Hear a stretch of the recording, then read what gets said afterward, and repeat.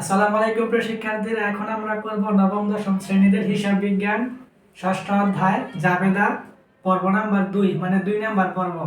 দেখো, এই 2 নাম্বার পর্বে আমরা সাধারণ জাবেদা দেখাবো। দেখো, আমাদের সাধারণ জাবেদার ছকটা হচ্ছে তারিখ, হিসাবের নাম, খতিয়ান, পৃষ্ঠা, ডেবিট টাকা, ক্রেডিট টাকা। ছকটা মনে রাখতে হবে। হ্যাঁ, সাধারণ জাবেদার ছকটা কি? তারিখ, হিসাবের নাম, খতিয়ান, পৃষ্ঠা, ডেবিট টাকা, ক্রেডিট টাকা। সাধারণ জাবেদার ছকটা কি? তারিখ, হিসাবের নাম, খতিয়ান, পৃষ্ঠা, ডেবিট টাকা, ক্রেডিট টাকা। এখন আমরা এই জায়গায় 5টা লেনদেন লিখে রাখছি। 1 নম্বরে ব্যাংকে জমা দান 8000 টাকা, 2 নম্বরে মনিহারি দ্রব্যাদি ক্রয় 1000 টাকা, 3 নম্বরে আসবাবপত্র ক্রয় 80000 টাকা, 4 নম্বরে নগদে পণ্য ক্রয় 60000 টাকা, 5 নম্বরে নগদে পণ্য বিক্রয় 1 লক্ষ টাকা। এখন আমাদের এগুলো সাধারণ জাবেদা করব। এখন এই জায়গায় তোমরা এই দুইটা পয়েন্ট মনে রাখবা। প্রথম পয়েন্ট হচ্ছে সম্পদ ব্যয় উত্তোলন বাড়লে সবসময় ডেবিট হয়, এবং সম্পদ ব্যয় উত্তোলন কমলে সবসময় ক্রেডিট হয়। এবং 2 নম্বর পয়েন্ট হচ্ছে মূলধন আয় দায় বাড়লে সবসময় ক্রেডিট হয়, আর মূলধন আয় দায় কমলে সবসময় ডেবিট হয়। এখন যদি আমরা তারিখের জায়গায়, এই জায়গায় কোনো তারিখ তো নেই, উদাহরণ দিচ্ছি, শুধু 1 নাম্বার লিখে দাও, 1 দিয়ে দাও। এখন প্রথমত 1 নাম্বার হচ্ছে ব্যাংকে জমা দান 8000 টাকা। এটা জাবেদা কি হবে? প্রথমত একটা ব্যাংক হিসাব হবে। ব্যাংক হিসাব হবে কি হবে? ব্যাংক হিসাব কি হবে? ব্যাংক হিসাব। তুমি ব্যাংকে টাকা রাখছো তাহলে অবশ্যই ব্যাংক হিসাব হবে। আর তুমি নগদ টাকা রাখছো তাহলে একটা নগদান হিসাব হবে। তাহলে নগদান হিসাব, নগদান হিসাব, ব্যাংক হিসাব আর নগদান হিসাব। এখন বুঝো, তুমি ব্যাংকের মধ্যে টাকা রাখছো তাহলে ওই জায়গায় কিন্তু তোমার সম্পদ বাড়ছে ব্যাংকের মধ্যে। তাহলে সম্পদ বাড়লে কি হয়? সব সময় ডেবিট হয়। তাহলে এখানে ব্যাংক হিসাব ডেবিট, তুমি ব্যাংক হিসাব এখানে ডি আর দিয়ে দিবা, ডি আর ফোটা। হ্যাঁ, ডি আর ফোটা মানে হচ্ছে ডেবিট। এখন তুমি যে নগদ টাকা ব্যাংকের মধ্যে রাখছো কত? 8000। এখন তোমার প্রতিষ্ঠান থেকে কিন্তু 8000 টাকা কমে গেছে, মানে সম্পদ কমে গেছে। তাহলে সম্পদ কমলে কি হয়? ক্রেডিট হয়। সম্পদ কমলে কি হয়? ক্রেডিট। তাহলে সি আর মানে হচ্ছে ক্রেডিট। ডি আর একটা ফোঁটা দিবা মানে ডেবিট, আর সি আর একটা ফোঁটা মানে ক্রেডিট। ব্যাংকের মধ্যে টাকা নগদ বাড়ছে মানে সম্পদ বাড়ছে, তো সম্পদ বাড়লে ডেবিট, ব্যাংক হিসাব ডেবিট। আবার ব্যবসায় প্রতিষ্ঠান থেকে নগদ টাকা চলে গেছে, তাইলে সম্পদ কমছে, তাহলে নগদ হিসাব ক্রেডিট। টাকা কত? 8000। তাহলে প্রথমত ডেবিটে লেখো 8000 ব্যাংক হিসাব, আর নগদ হিসাব ক্রেডিটে লেখো এখানে 8000।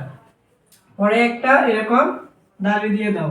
তারপরে 2 নাম্বারটা যদি করি, দেখো 2 নাম্বারটা কি? 2 নাম্বারটা হচ্ছে মনিহারি দ্রব্যাদি ক্রয় 1000 টাকা। তাহলে মনিহারি দ্রব্যাদি, তাহলে প্রথমত একটা হচ্ছে মনিহারি হিসাব। তাহলে প্রথমত মনিহারি মনিহারি হিসাব, মনিহারি হিসাব, মনিহারি হিসাব। আরেকটা হচ্ছে নগদান হিসাব। একটা হচ্ছে মনিহারি হিসাব, আরেকটা হচ্ছে কি? নগদান হিসাব। মনিহারি হিসাব, আরেকটা কি? নগদান হিসাব। মনিহারি দ্রব্যাদি ক্রয় 1000 টাকা। তাহলে একটা হবে মনিহারি হিসাব, আরেকটা হচ্ছে নগদান হিসাব। তাহলে তুমি মনিহারি দ্রব্যাদি ক্রয় করছো, এটা তোমার জন্য একটা ব্যয়। তাহলে দেখো ব্যয়, এই যে ব্যয় বাড়লে কি? ডেবিট। তাহলে মনিহারি হিসাব কি হবে? ডেবিট। মনিহারি হিসাব কি হবে? ডেবিট। মনিহারি হিসাব কি হবে? ডেবিট। মনিহারি হিসাব কি? ডেবিট। আর তুমি যে নগদে মনিহারি দ্রব্যটা ক্রয় করছো 1000 টাকা, তোমার ব্যবসা প্রতিষ্ঠান থেকে চলে গেছে নগদ টাকা 1000, তো সম্পদ চলে গেছে। নগদান হিসাব মানে কি? নগদ টাকা মানে সম্পদ, সম্পদ কমে গেছে। তাহলে সম্পদ কমলে কি? ক্রেডিট। সম্পদ কমলে কি? ক্রেডিট। বা তুমি আরো সহজে বুঝবা, হিসাব বিজ্ঞান বিপরীত কাজটা খেয়াল রাখবা। যদি মনিহারি হিসাব ডেবিট হয় তাহলে নগদান হিসাব অবশ্যই ক্রেডিট হবে। অন্যদিকে ব্যাংক হিসাব যদি ডেবিট হয় তাহলে নগদান হিসাব অবশ্যই ক্রেডিট হবে, মানে একটা ডেবিট হলে আরেকটা ক্রেডিট। তা টাকাটা লিখে দাও, মনিহারি হিসাব ডেবিটে লিখে দাও এখানে 1000 টাকা, আর নগদান হিসাব ক্রেডিটে লিখে দাও এখানে 1000 টাকা। এটা এইভাবে দাঁড়ি দিয়ে দাও। তারপরে 3 নাম্বারটা দেখো, আসবাবপত্র ক্রয় 80000 টাকা। আসবাবপত্র ক্রয় করছো, তাহলে এখানে দুইটা হিসাব আসবে। প্রত্যেকটা লেনদেনের জন্য দুইটা হিসাব। তাহলে প্রথমত আসবাবপত্র, আসবাবপত্র হিসাব, আসবাবপত্র হিসাব। আরেকটা হচ্ছে তুমি নগদে ক্রয় করছো, তাইলে এটা হবে নগদান হিসাব। কি হবে?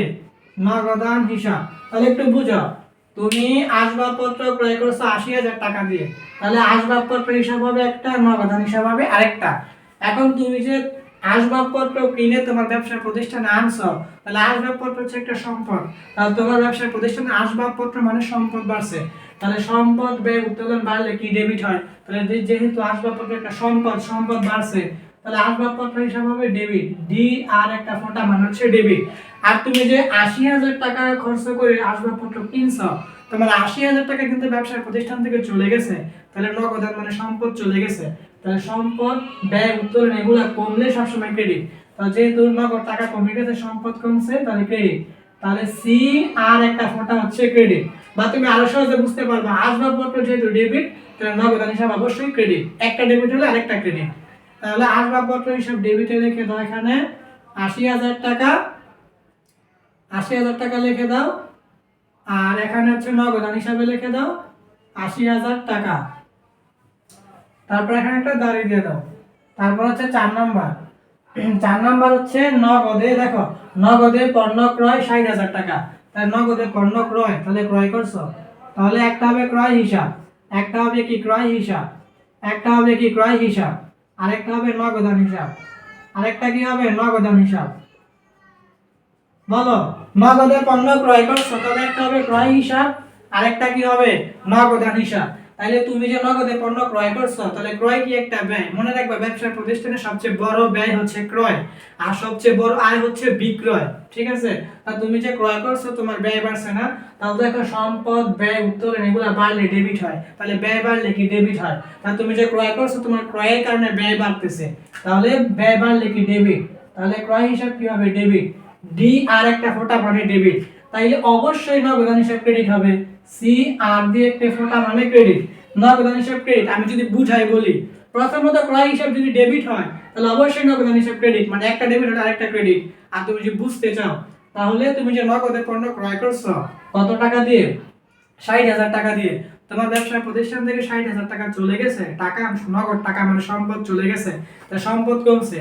তাহলে সম্পদ কমলে কি, সম্পদ কমলে কি সব সময় ক্রেডিট, তাই এই জন্য নগদান হিসাব ক্রেডিট। এখন টাকাটা লিখে দাও এখানে, টাকার ঘরে ক্রয় হিসাবে ৬০,০০০ টাকা লিখে দাও, ক্রয় হিসাবে ৬০,০০০, আর নগদান হিসাব ক্রেডিটে লিখে দাও ৬০,০০০। তারপরে হচ্ছে এখানে একটা দাঁড়ি দিয়ে দাও। তারপরে আমাদের সর্বশেষ ৫ নাম্বারটা। ৫ নাম্বারটা কি, ৫ নাম্বার হচ্ছে নগদে পণ্য বিক্রয় ১ লক্ষ টাকা। তাই নগদে পণ্য বিক্রি করছো, তাহলে এখানে দুইটা হিসাব আসবে। প্রথমত বিক্রয় হিসাব, প্রথমত এখানে বিক্রয় হিসাব নিবা, আর হচ্ছে নগদান হিসাব নিবা। তাহলে আমরা প্রথমত নগদান হিসাব লিখি জাবেদার সুবিধার্থে। নগদান হিসাব প্রথমত আমরা লিখি নগদান হিসাব, তারপরে লিখতে হবে বিক্রয় হিসাব, তারপরে লিখতে হবে বিক্রয় হিসাব। একটা হচ্ছে নগদান হিসাব, আরেকটা হচ্ছে বিক্রয় হিসাব। আমরা বিক্রয় হিসাবটা পরে লিখছি, মনে রাখবা এই দুইটা জাবেদা করার ক্ষেত্রে যেটা ডেবিট হবে ওইটা প্রথমে লিখতে হয়। ঠিক আছে? জাবেদা করলে যেটা ডেবিট হয় এটা উপরে লিখতে হয়, আর যেটা ক্রেডিট হয় এটা নিচে লিখতে হয়। এখন এই জায়গায় আমাদের নগদান হিসাবটা ডেবিট হবে, এজন্য আমরা উপরে লিখছি, আর বিক্রয় হিসাবটা ক্রেডিট, এজন্য নিচে লিখছি।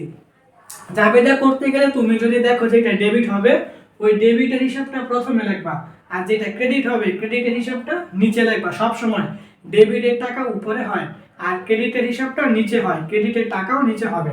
ঠিক আছে?